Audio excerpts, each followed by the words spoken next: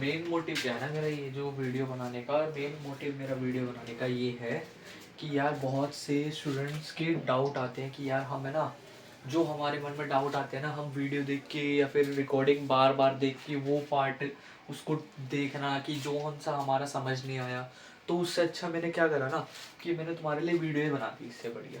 ठीक है, तो सबसे पहले अगर मैं बात करूँ ना इंटीग्रेशन बाय सब्स्टिट्यूशन की, तो इंटीग्रेशन बाय सब्स्टिट्यूशन तुम तभी कर पाओगे जब तुम्हें बेसिक इंटीग्रेशन आता होगा। जो मैंने बेसिक इंटीग्रेशन कराया है कि इंटीग्रेशन के फॉर्मूले क्या होते हैं, ये तीन चीज़ क्या होती हैं, वो 9 सेट क्या होते हैं, सेट वन में 3 फॉर्मूले लिखवाए, सेट 2 में 3 फॉर्मूले लिखवाए, ऐसी सेट 3 में 3 फॉर्मूले लिखवाए। इंटीग्रेशन में पहले वो जो बेसिक फॉर्मूलाज, वो बेसिक इंटीग्रेशन आता होगा, तभी तुम ये इंटीग्रेशन बाय सब्स्टिट्यूशन कर पाओगे। ठीक है, आगे बढ़ते हैं। तो आगे बढ़ते हैं ना, तो सबसे पहले हमारा मेन मोटिव क्या है इंटीग्रेशन बाय सब्स्टिट्यूशन को करने का। यार मेरा मेन मोटिव ये है कि कुछ क्वेश्चंस ऐसे होते हैं ना कि हम उसको कुछ भी कर ले वो सब्स्टिट्यूट नहीं हो पा रहे थे।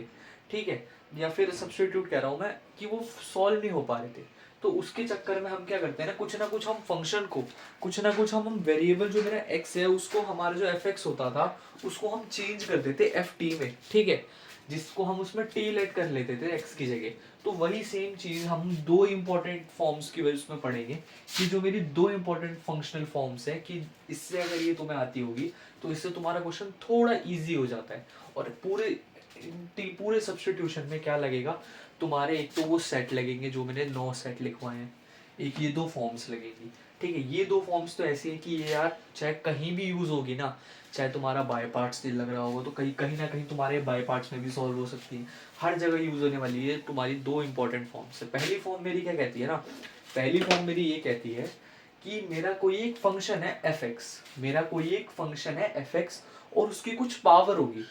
ठीक है, मेरा एक फंक्शन fx है, उसकी कुछ पावर है मेरी n, और साथ में उसका उस फंक्शन का डेरिवेटिव होगा।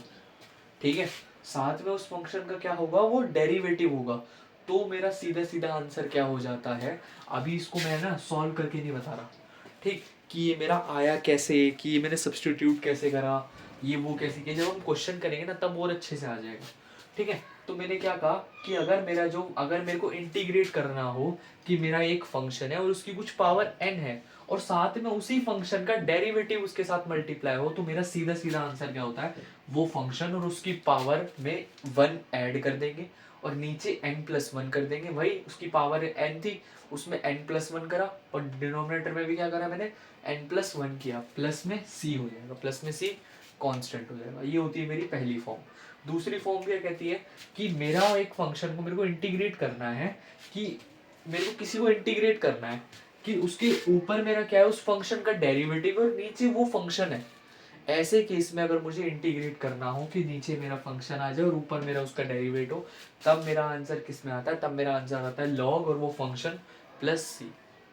ठीक है, ये जो दो इंपॉर्टेंट फॉर्म्स है ना, ये इतनी ज्यादा इंपॉर्टेंट है कि ये तुम्हारा पूरे की पूरे इंटीग्रेशन में यूज होने वाली है। ठीक, अब कुछ एग्जांपल्स देखेंगे कि यार ये एग्जांपल्स कैसे सॉल्व होंगे, हमारे क्वेश्चंस कैसे सॉल्व होंगे, तो एक एक करके अब उनको सॉल्व करते हैं। ठीक है, कुछ एग्जांपल्स के साथ देखेंगे इसको कि यार ये मेरा सॉल्व कैसे होगा, कि ये मेरा फाइंड कैसे होगा। ठीक, वीडियो को कट वगैरह कुछ नहीं करूँगा मैं बीच में, तो वो थोड़ा मैनेज कर लेना। ठीक, क्योंकि बार बार यार टाइम वेस्ट होता है उसमें फिर ना। तो पहला क्वेश्चन ले लेते हैं।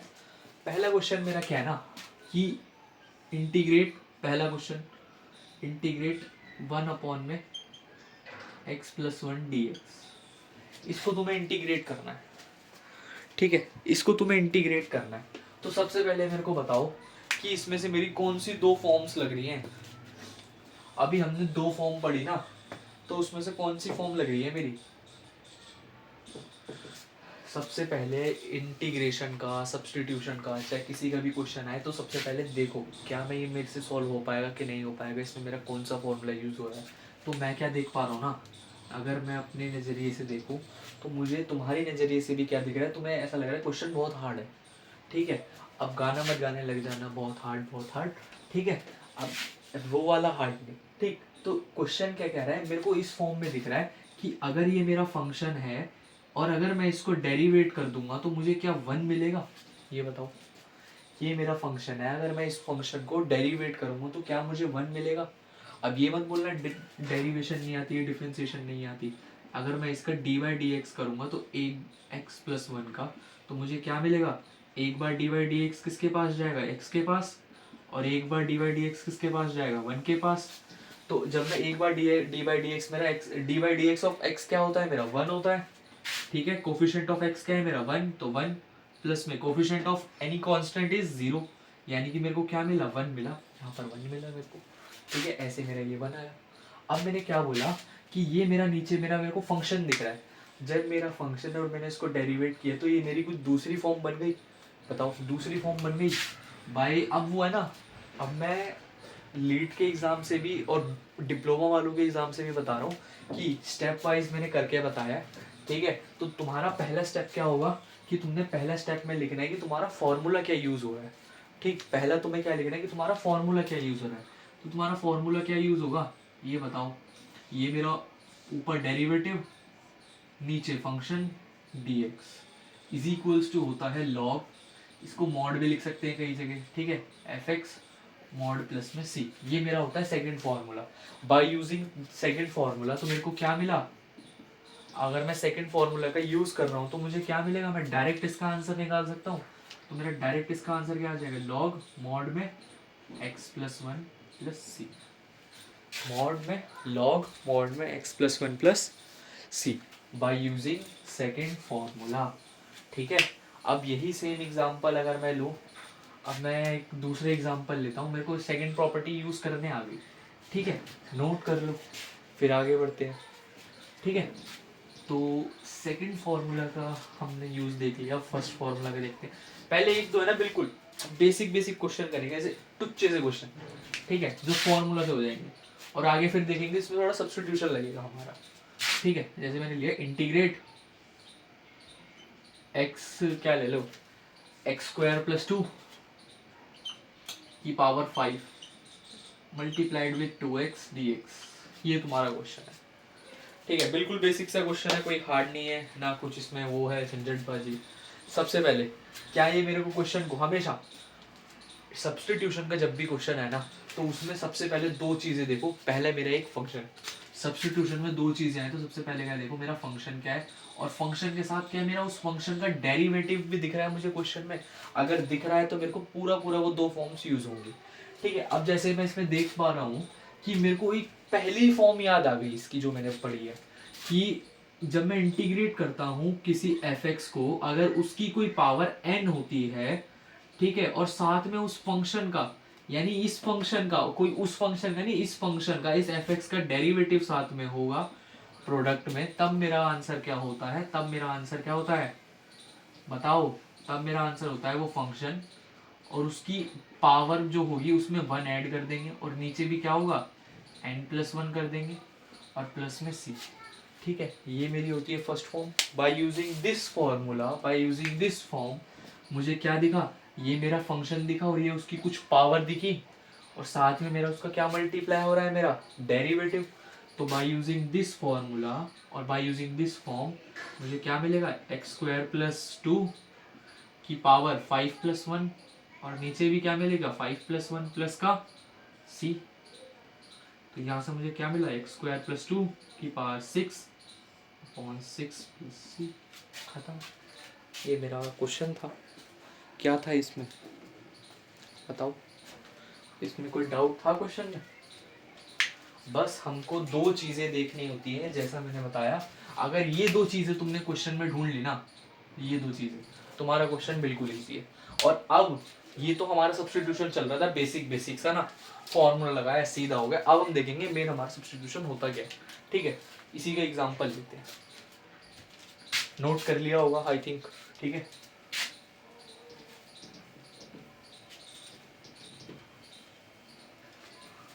अब आगे बढ़ते हैं अगले क्वेश्चन पे। अगला क्वेश्चन ले लो, अगला क्वेश्चन लेते हैं, x की पावर 3 और 1 + x की पावर 4 dx। इंटीग्रेट करना है तुम्हें इसे अब। ठीक है, अब मैं इसमें देख पा रहा हूँ कि ऊपर क्या है ना मेरा, अब हमने दो बेसिक से क्वेश्चन करे, उसमें हमने देखे कि नीचे मेरा फंक्शन होता है, ऊपर मेरा उसका डेरिवेटिव होता है, ठीक है। अब इसमें मैं क्या देख पा रहा हूँ कि यार नीचे तो मेरा फंक्शन दिख रहा है, लेकिन जब मैं डेरिवेट करूंगा ना, डेरिवेट करने में मेरे को वो एक्स क्यूब दिख रहा है। वो जब मैं इसको डेरिवेट करूंगा एक्स की पावर 4 को, वो एक्स की पावर 3 तो दिख रहा है, लेकिन उसके साथ में जो कोफिशिएंट आएगा ना वो उसमें नहीं है, वरना मेरा क्वेश्चन सेम हो जाता। तो उस केस में हम क्या करते हैं ना, सब्स्टिट्यूशन अप्लाई करते हैं, ठीक है। अगर मेरे को ये पता चल रहा है कि मैं अगर x की पावर 4 को डेरिवेट कर रहा हूँ, ध्यान से सुनना, कि अगर मैं x की पावर 4 को डेरिवेट कर रहा हूँ तो वो मेरा x क्यूब बन रहा है, लेकिन उसके साथ में ना जो कोफिशिएंट आएगा मेरा 4 वो भी आएगा, लेकिन यहाँ ऊपर गिवन नहीं है, ठीक है। तो उस केस में हम क्या करते हैं, उस केस में हम सब्स्टिट्यूशन अप्लाई करते हैं, ठीक है। अब मैं क्या करता हूँ, देखो ध्यान से देखना स्टेप, 1 प्लस एक्स की पावर 4 को मैं क्या लेट कर लेता हूँ, टी लेट कर लेता हूँ, क्या लेट कर लेता हूँ, टी लेट कर लेता हूँ, कि नीचे वाली टर्म को मैंने क्या लेट कर लिया, टी लेट कर लिया। अब मैं क्या करूंगा, डिफरेंशिएट करूंगा बोथ साइड, ठीक है, डिफरेंशिएट बोथ साइड्स। जब मैं इसको डिफरेंशिएट करूंगा, इसका डी बाई डी एक्स करूंगा, तो मेरे को डी बाई डी एक्स क्या मिलेगा, इसका D by D x of, अब मैं एक एक स्टेप इसलिए करके दिखा रहा हूँ कि यार कुछ डिप्लोमा वाले स्टूडेंट्स भी हैं तो उसके लिए करना पड़ेगा, ठीक है। अब मैं जब इसको डिफरेंशिएट करूंगा मेरे को क्या मिलेगा, differentiation of constant is equals to 0, differentiation of X की पावर 4 क्या मिलता है, ये पावर आगे आ जाती है और एक पावर कम हो जाती है, यानी कि 4x cube is equals to में dt अपॉन dx। अब एक चीज का ध्यान रखना, अब मेरे जो dt आया ना, इस dt को तुम्हें अकेले रहने देना है, इस dt के साथ तुम्हारा चाहे कोई भी कांस्टेंट आ जाए चलेगा, लेकिन इसके नीचे तुम्हारा dx नहीं आना चाहिए। तो मैं क्या करूंगा, इस dx को इधर ले आऊंगा, तो जब मैं इस dx को उधर लेके जाऊंगा तो मेरा क्या होगा, 4x cube dx is equals to dt।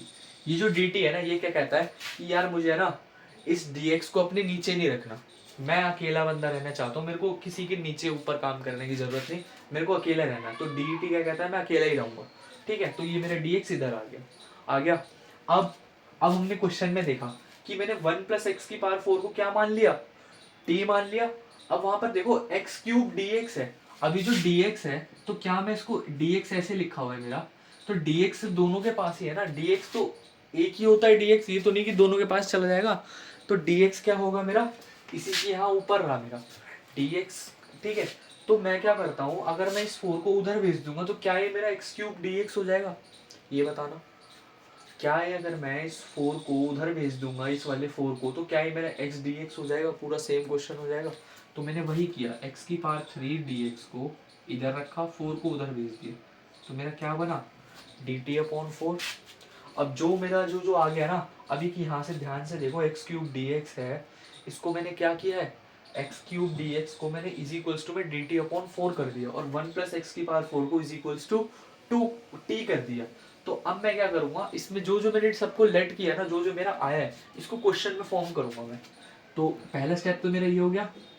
दूसरा स्टेप मेरा क्या होता है कि ये जो हमने ऊपर वाली टर्म को फाइंड करना, तीसरी टर्म क्या है, इसको डायरेक्टली फॉर्म इक्वेशन में पुट करना है या फिर इस इंटीग्रेट करना है इसको। तो मेरे को ये ध्यान से बताओ कि मेरा एक्स क्यूब डी एक्स क्या आया।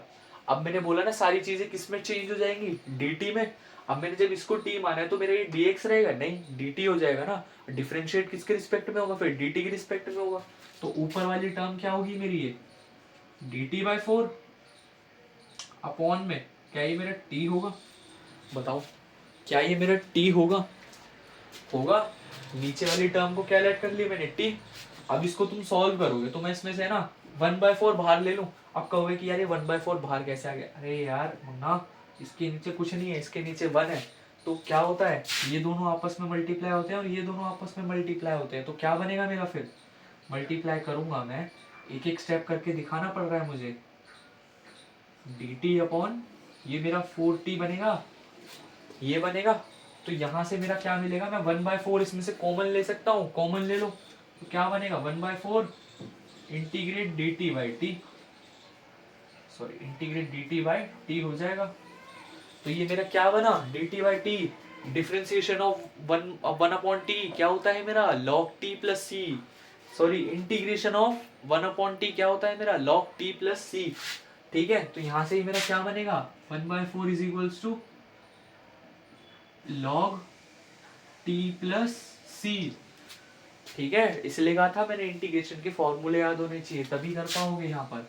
अब मैंने टी जिसको लेट किया ना, वो यहाँ पर सब्सटीट्यूट, जो हमने यहाँ पर क्या करा था, हमने लेट किया था कि मेरा 1 + x⁴ क्या है, मेरा टी है। तो अब यहाँ पर डायरेक्टली टी की वैल्यू पुट कर दो। क्या लेट किया था मैंने, 1 + x⁴, तो ये मेरा हाथ का आंसर आ गया। मॉड में या फिर इसको ब्रैकेट में कर लो, 1 + x⁴ + c, खत्म। ये मेरा आंसर आ गया। ये ऐसे करना है तुम्हें ये क्वेश्चन। देखो एक बार ध्यान से कि क्या कुछ गलती तो नहीं करी, बताओ, ध्यान से देख लो जरा। हाँ, और एक ये इसका डिफरेंशिएशन क्या होता है, सॉरी इंटीग्रेशन क्या होता है, लॉग मोड में t + c होता है ना, तो सही तो लगाया था, मोड आ जाएगा। ठीक है ना, बताओ कोई दिक्कत है तो। नहीं, बढ़े आगे। ठीक है, एक क्वेश्चन और करते हैं जरा।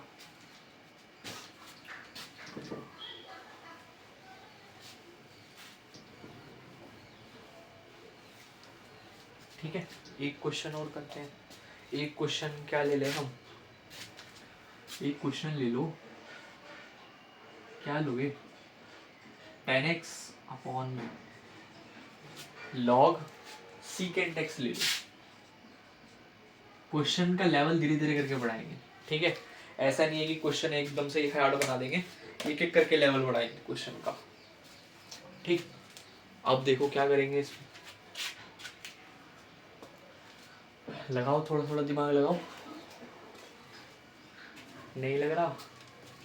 अब जरा ध्यान से देखो, 50, 60, 70% तुम्हारा जितने चांसेस बनाना है ना बना लो, लेकिन मोस्ट ऑफ द केसेस में क्या होता है ना, हम जिसको टी लेट करते हैं ना, वो मोस्ट ऑफ द केसेस में डिनोमिनेटर में ही हमें मिल जाएगा। ठीक है, मोस्ट ऑफ द केसेस में हमें टी कहाँ मिलता है, नीचे ही मिल जाता है डिनोमिनेटर में। तो मैं क्या करता हूँ, इस डिनोमिनेटर वाले को टी लेट करता हूँ। ठीक है, ध्यान से देखना, क्वेश्चन बहुत ईजी है, कुछ नहीं है जब करूँगा तो। मैंने क्या किया, लॉग, ये ब्रैकेट में मेरा सीकेंट एक्स, ये इसका एंगल है ना, log x का एंगल क्या है मेरा, secant x is equals to T. T आ गया भाई, टी आ गया। अब डिफरेंशिएट कर दो बोथ साइड, इसका तुम क्या करो, dbs कर दो, डिफरेंशिएट बोथ साइड्स कर दो। जब तुम इसका dbs करोगे तो तुम्हें क्या मिलेगा, अब इसमें चेन रूल लग जाएगा। डिफरेंशिएशन ऑफ log x क्या होता है, 1/x। यहाँ पर मेरा x क्या है, ये एंगल सीकेंट x, अरे पर वो x था क्या, नहीं, तो फिर अगेन डेरिवेटिव, सीकेंट x का डेरिवेटिव क्या होता है मेरा, secant x 10x is equals to dt/dx। अब है ना, अब तुम डायरेक्टली है ना, इसको dx को इधर लिख सकते हो, तुम्हें पता है कि यार ये dt/dx आएगा, तो मैं dx को इधर लिख सकता हूँ ना। अब एक एक स्टेप में इसको इधर लेके आओगे, फिर इसको स्टेप बढ़ाओगे तो क्या फायदा। ठीक है, तो सीधे सीधे dx को इधर लो। अब मेरे देखो सीकेंट x से सीकेंट x कैंसिल आउट हो रहा है, कैंसिल कर दो तो तुम्हारा क्या बचेगा, 10x dx is equals to dt, यही बचेगा, बताओ, यही बचेगा। कुछ नहीं किया मैंने, नीचे वाले को टी लेट किया है, और फिर मैंने dbs करा, डिफरेंशिएट बोथ साइड करा, और उसमें चेन रूल लगा होता है मेरा, तो मैंने इसमें चेन रूल लगाया। चेन रूल लगाने के बाद मेरा क्या मिला, 10x dx is equals to dt। नीचे वाले को मैंने t माना है, ऊपर वाले को मैंने dt माना है, तो मेरा क्वेश्चन आ गया, dt/t, ये मैंने करा है। सॉल्व कर दो इसको, सॉल्व करोगे तो क्या मिलेगा, log मॉड में t + c। अब मैंने t को क्या लेट किया था, t को मैंने लेट किया था ये, तो मॉड log ब्रैकेट में सीकेंट x, फिर मॉड + c, खत्म। ये मेरा आंसर है, ये मेरा आंसर है। देखो ज़रा कोई डाउट है तो, देखो ज़रा, देखो ज़रा, बताओ कोई डाउट है तो। नहीं है, बढ़े आगे। कम से कम है ना 6-7 से या 8-10 क्वेश्चन करेंगे। ठीक, वीडियो चाहे थोड़ी लंबी हो जाए कोई दिक्कत नहीं, पर देख के पूरी ज़रूर जाना। ठीक है, अगला क्वेश्चन करते हैं। टोटल 3-4 क्वेश्चन करे होंगे शायद हमने। अगले क्वेश्चन पे बढ़ते हैं। अगला क्वेश्चन क्या कह रहा है, अगला क्वेश्चन कह रहा है कि 2x + 4 multiplied with root x⁴ plus में 4x सॉरी, प्लस में 3dx। अब बताओ, हमने कुछ फॉर्म्स पढ़ी है, उसी के ऊपर बेस्ड क्वेश्चन है। उससे बाहर जो हमने फॉर्म पढ़ी है ना, उससे बाहर तो यार क्वेश्चन मुश्किल ही आएगा, ठीक है। और अगर उससे बाहर, जैसे अगर मैं तुम्हारी लीड की बात करूँ तो तुम्हें 9 सेट आने चाहिए, ये कुछ क्वेश्चन आने चाहिए। और अगर मैं डिप्लोमा स्टूडेंट्स की बात करूँ ना, ठीक है, जिनका यार जो पढ़ रहे हैं अभी बच्चे डिप्लोमा में, तो उनके में हर साल सिलेबस चेंज होता रहता है। जैसे DSU हो गए, ये सब हो गए, तो उनका सिलेबस चेंज होता रहता है, ठीक है। तो यहाँ पर तुम्हें क्या करना है ना, सबसे पहले स्टेप वाइज करना है। तो इसलिए मैं स्टेप वाइज जितना करा रहा हूँ ना, तुम्हें सारे के सारे स्टेप वाइज ही करना पड़ेगा, वरना तुम्हें एग्जामिनर नंबर नहीं देगा, ठीक है। और जौन सा फॉर्मूला तुम यूज करोगे क्वेश्चन में, वो भी लिखना पड़ेगा, ठीक है। सॉरी, चलो अब बढ़ते हैं क्वेश्चन पे। हम क्वेश्चन क्या कह रहा है ना, क्वेश्चन कह रहा है तुम्हें इंटीग्रेट करना है 2x+4 और मल्टीप्लाइड विद √x² + 4x+3। अब मेरे को यहाँ पर क्या दिख पा रहा हूँ, जो तुम्हें भी दिख पा रहा होगा कि यार ये मेरा फंक्शन है, ये मेरा फंक्शन है, और ये इसका साथ में डेरिवेटिव है। कहोगे कि सर आपने तो हमें ये बताया है कि ये मेरा फंक्शन होता है, ये मेरा डेरिवेटिव होता है, अब उसके ना कुछ पावर होती है, अब इसकी जगह तो उसका रूट दे रखा है। अरे यार रूट क्या होता है, रूट इज इक्वल्स टू 1/2। क्या होता है मेरा रूट, 1/2 होता है। तो उसी कंडीशन का मैं यूज करूंगा। तो यहाँ से मेरा क्या मिलेगा मुझे, 2x+4 और x² + 4x+3 मेरा क्या बनेगा, रूट मेरी क्या बन जाता है, पावर 1/2 dx। अब मेरी फॉर्म बन गई, ये मेरा फंक्शन, चाहे उसकी कुछ पावर हो, चाहे मेरा फंक्शन इधर हो चाहे उधर हो, आंसर मेरा सेम आएगा, ठीक है। ये मेरा फंक्शन, उसकी कुछ पावर, उसका साथ में उसका डेरिवेटिव। तो by using the first form, तो मेरा आंसर क्या होगा। अब आंसर यार बार बार वो नहीं लिखूंगा मैं फॉर्मूला, ठीक है।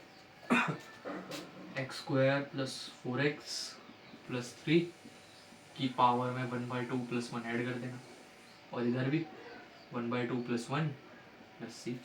ये मेरा क्या हो जाएगा, ये 1/2 मैंने थोड़ा छोटा लिख दिया यहाँ पर पावर देख के ना, ठीक है।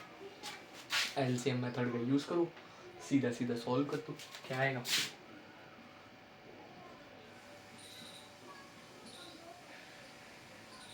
बताओ ये आएगा कि नहीं आएगा,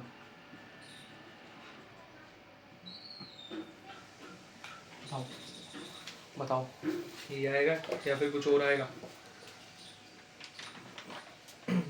ये मेरा आंसर है। अरे हाँ, +c भी तो लगाना है, +c। ये मेरा आंसर है। टोटल हमने 5 क्वेश्चन कर लिए और 5 के 5 बढ़िया क्वेश्चन है, ठीक। बढ़िया मिले थे, ठीक है। क्वेश्चन देखो, क्वेश्चन तुम देख पा रहे होगे, थोड़ी वॉइस कर लेना, मैंने यार बोला है ना मैंने। और क्या नाम है, क्वेश्चन तुम देख पा रहे होगे ना, क्वेश्चन कुछ नहीं है, इंटीग्रेशन सब्स्टिट्यूशन बहुत इजी है, ठीक। इंटीग्रेशन अच्छे से आता होगा ना, 2 फॉर्म्स अच्छे से आते होंगे, जो आराम से मैंने कराया वो बढ़िया तरीके से करो। ऐसा कुछ नहीं है कि यार जो तुम्हें अलग से ही मिल जाएगा, ठीक है। तो बढ़िया मिलेंगे। अगला क्वेश्चन भी बहुत इजी है, ठीक है। अब मैंने बोला इजी तो होंगे ही, लेकिन हर क्वेश्चन में क्या होगा, धीरे धीरे करके लेवल उनके बढ़ते जाएंगे, ठीक। अब बार वो मत कह देना लेवल निकलेंगे, ठीक है, कि अब लेवल सबके निकलेंगे, वो मत करने लग जाना। सीकेंट 4x × में 10x dx, खत्म। चल बताओ कैसे करेंगे क्वेश्चन को, कैसे करेंगे।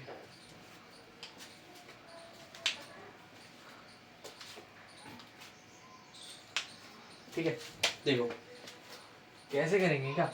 अभी मेरे जो सीकेंट पावर 4x है, तो क्या मैं इसको ब्रेक कर सकता हूँ पावर को, ये बताओ। ब्रेक कर सकता हूँ ना, क्या मैं इसको ऐसे लिख सकता हूँ, secant power 3x × secant x 10x।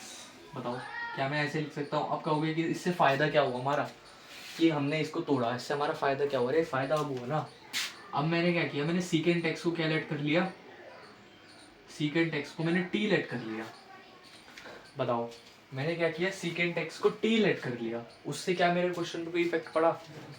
मैंने इसकी पावर पहले अलग अलग करी और फिर मैंने इसको थोड़ा चेंज कर दिया, तो इससे मेरे क्वेश्चन पे क्या कुछ इफेक्ट पड़ा? नहीं पड़ा। ये बात और ये बात तो मेरी सेम हुई, कोई डिफरेंस तो नहीं हुआ। अब मैंने क्या किया, इस पे सीकेंट एक्स को टी लेट कर लिया, टी लेट करा। अब मैं क्या करता हूँ, डीवीएस करता हूँ, इसका डिफरेंशिएट बोथ साइड करता हूँ। तो मुझे क्या मिलेगा, सीकेंट एक्स का डेरिवेटिव मेरा क्या होता है, सीकेंट एक्स टेन एक्स। अब मैंने बोला डी एक्स एक ही बार में लिख लेना, बार बार अगले अगले स्टेप में मत करना, is equals to D T मिला। अब मेरे को क्वेश्चन और इजी हो गया, सीकेंट एक्स को तो मैंने टी लेट कर लिया, सीकेंट एक्स टेन एक्स मेरा क्या आ गया, डी टी आ गया। तो यहाँ से मेरा क्वेश्चन इजी हो गया, ये मेरा क्या हो जाएगा, टी क्यूब। सीकेंट एक्स को मैंने लेट किया है ना, टी टी क्यूब को थोड़ा ना लेट किया है, तो ये मेरा क्या हो जाएगा, टी क्यूब इंटू में इस पूरी टर्म को मैंने क्या लेट कर लिया, डी टी। तो ये आ गया D T. Now integrate with respect to T, क्या मिलेगा, टी की पावर 4/4 प्लस सी, खत्म। अब मैंने टी लेट क्या किया था, सीकेंट एक्स, लेट कर दो उसको, तो ये 4 आएगा, सॉरी, खत्म। ये मेरा आंसर है। देखो ऐसे क्वेश्चन है इजी इजी से, कुछ ज़्यादा इनमें टाइम नहीं लगना, कुछ ज़्यादा हार्ड नहीं है। सोचोगे कि अगर ये क्वेश्चन अरे बहुत ज़्यादा हार्ड है, कोई हार्ड नहीं है। बताओ, बढ़े अगले पे, नोट कर लो।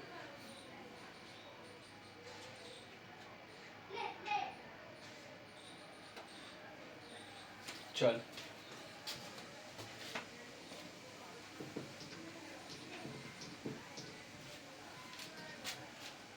देखो अगले क्वेश्चन पे बढ़ते हैं। अगला क्वेश्चन क्या कह रहा है ना, अगला क्वेश्चन कह रहा है कि एक्स क्यूब, इसको ले लो साइन, ठीक है, साइन एक्स की पावर 4 dx। अब इसमें ना आधे बच्चे ये कहेंगे अरे बाय पार्ट्स का क्वेश्चन आ गया, बाय पार्ट्स का क्वेश्चन आ गया, जिसने चैप्टर कर रखा है, फिर भी तुम बाय पार्ट्स से, अगर तुम्हें बाय पार्ट्स से करना है बाय पार्ट्स से कर लो, अभी हम इसको किससे करेंगे, सब्स्टिट्यूशन से करेंगे, ठीक है, इससे इजी लगेगा हम तो उससे करेंगे, बाय पार्ट्स में क्यों इतना वो करना। ठीक, देखो क्वेश्चन ये क्या है ना, ये जो तुम्हारा एक्स स्क्वायर है, इसके साइन की, साइन एक्स की पावर 4 से मल्टीप्लाई हो रहा है, ठीक है। तो मैं इसमें क्या करता हूँ, मेरे को ये दिख रहा है कि ये, अब ये चेक करो, साइन एक्स नहीं है, साइन एक्स की पावर 4 है, तो ये जो मेरा एंगल है ना, इसमें मैं क्या चेन रूल लिख सकता है ना मेरा, इसमें साइन एक्स होता है जब मेरा एंगल क्या होना चाहिए, एक्स की टर्म्स में होना चाहिए, और एक्स की पावर मेरी 1 होनी चाहिए। अगर उसकी एक्स की पावर 1 से अलग कोई भी अगर एक पावर भी बढ़ जाती है, तो मैं उस फंक्शन में क्या लगाता हूँ, चेन रूल का यूज करता हूँ। तो यहाँ पर मेरा क्या दिख रहा है, मेरे को यहाँ पर x की पावर 4 दिख रहा है, तो यहाँ पर मैं इसमें चेन रूल लगा सकता था, ठीक है। तो मैं इसमें क्या लेट करूँगा, यहाँ पर मेरे को दिख रहा है ये मेरा फंक्शन है और ये उसका डेरिवेटिव मुझे नजर आ रहा है x की इस फंक्शन में। तो मैं क्या करता हूँ, x की पावर 4 को t लेट कर लेता हूँ, क्या लेट कर लेता हूँ, t लेट कर लेता हूँ। जहाँ जहाँ तुम्हें कुछ टर्म दिखे ना, कि यहाँ पर कोई एक टर्म x की पावर 5 है, उससे एक कम टर्म तुम्हें आगे दिख रही है, पीछे दिख रही है, डिनोमिनेटर में दिख रही है, न्यूमरेटर में दिख रही है, तो सबसे पहले जो हाईएस्ट पावर वाली है उसको t मान लो, सबसे इजी रहेगा, ठीक है। उसको मैंने क्या मान लिया, t मान लिया।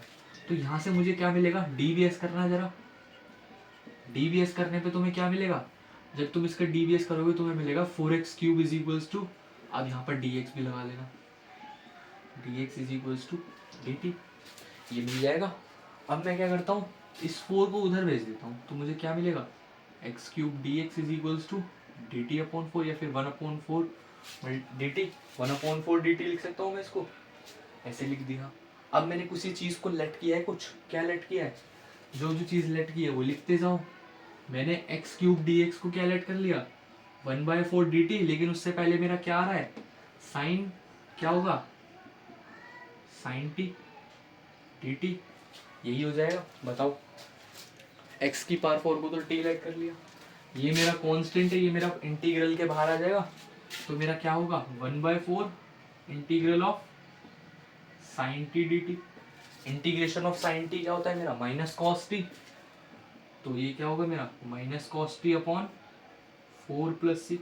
अब मैंने टी को क्या लेट किया है, टी को मैंने लेट किया एक्स की पावर 4, तो मेरा आंसर क्या आ जाएगा, माइनस एक्स की power 4, sorry sorry sorry, minus x, sorry minus cos और फिर x की पावर 4 अपॉन में 4 प्लस सी, खत्म।